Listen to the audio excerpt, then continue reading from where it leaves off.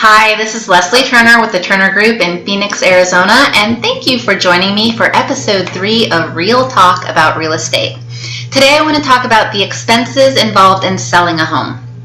So if you're a first-time homeowner who's never been through the sales process, or it's just been a really long time since you've sold a home, and you are looking to list and sell your home, this video is for you. In Arizona right now, the average price point is $250,000. So the fees and expenses I address in this video are going to pertain to a $250,000 transaction. And just keep in mind that as your price point goes up, some of these fees and expenses will drift up with the price point. So right now, there's 5 main categories of expense for a seller when they sell their home. The first would be realty fees. The second would be title insurance and escrow fees. Third, if you live in a community with an HOA, would be HOA disclosure and transfer fees. Fourth would be the prorations for property taxes and HOA. And fifth would be repairs expense.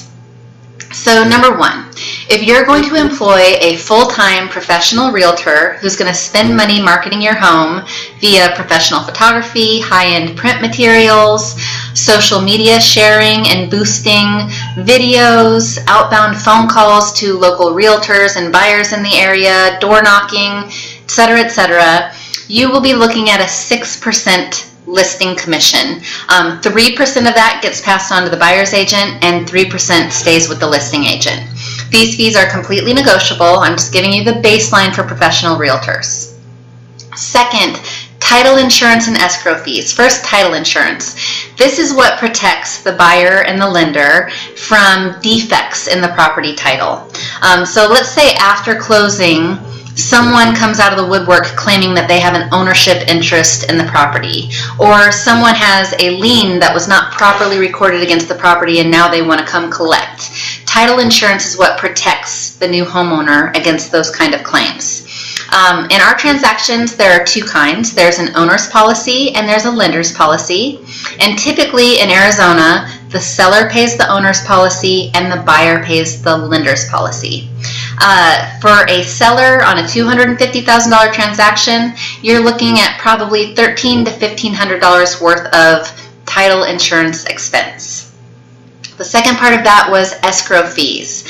So escrow is where the buyer has made their earnest deposit and the agent gets started with the process of collecting the materials for the transactions. The escrow officer is going to schedule the signing appointments. The escrow account is where the lender is going to send the final funding wire. And once all the paperwork is signed off on and all the funds are in place, the escrow officer is going to release the file to the county so they can record it as closed. And once that has happened, they are going to disperse all the funds to the appropriate parties. Escrow fees are going to run $800 to $1,200 and typically are split evenly between the buyer and seller. So both the buyer and the seller are looking at $400 to $600 worth of escrow fees. Third was HOA. So if you live in a community with an HOA, our Arizona HOA addendum automatically has the seller paying for any disclosure fees. But there are additional fees that can be involved in a home sale transaction, including transfer fees, capital improvement fees. Sometimes HOAs require advance payments of future HOA dues, and all of these fees are completely negotiable during the offer and counter phase of contract negotiations. Prorations. So in Arizona, we pay our property tax twice a year and in arrears, meaning we live there for 6 months, and then after the 6 months is over, we pay for the 6 months worth of taxes that we just got done living through. So, for example, let's say you're going to close escrow on your house January 15th. As a home seller, when you get to the closing table, you are going to have a debit to your account equal to 15 days worth of prorated property tax. Conversely, if you're in an area where you pay your HOA dues quarterly and in advance, and let's say on January 1 you made your quarterly HOA payment for the first quarter of that year, when you get to the closing table on January 15th, you are going to see a credit to your account that is equivalent to the days following January 15th up until March 30th or 31st. I can't remember how many days there are in March. Final one is repairs expense. So as a home seller, no matter how great you have maintained your home, there are likely still going to be things that come up on the home inspection. And in the first 10 days of the transaction, the buyer is going to have your home inspection, they're going to get a termite inspection, if you have a pool inspection, maybe a roof inspection, and when they get done with all these inspections, they are going to present a list to the seller of items which they would like to have addressed, repaired, replaced, etc. As a seller, you have options. You can truly make that buyer's day and just say yes to everything they're asking for. Or you can say, you know, I'm going to do this, this, and this, but I'm not going to do these 2 or 3 things. Or you have the option of just saying, I'm not doing any of it at all.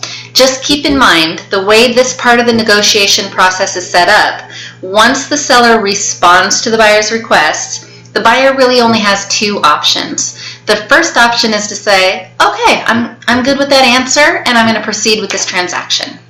But the second option, if they don't like what you have to say, is they can say, you know what, forget it. I don't want to buy this house anymore. I'm going to cancel the transaction, get my earnest money back, and I'm going to go find another house to buy.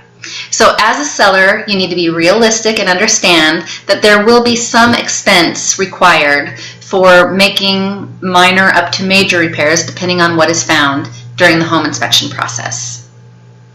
The great news about all of these fees and expenses is you don't need to keep them in your head.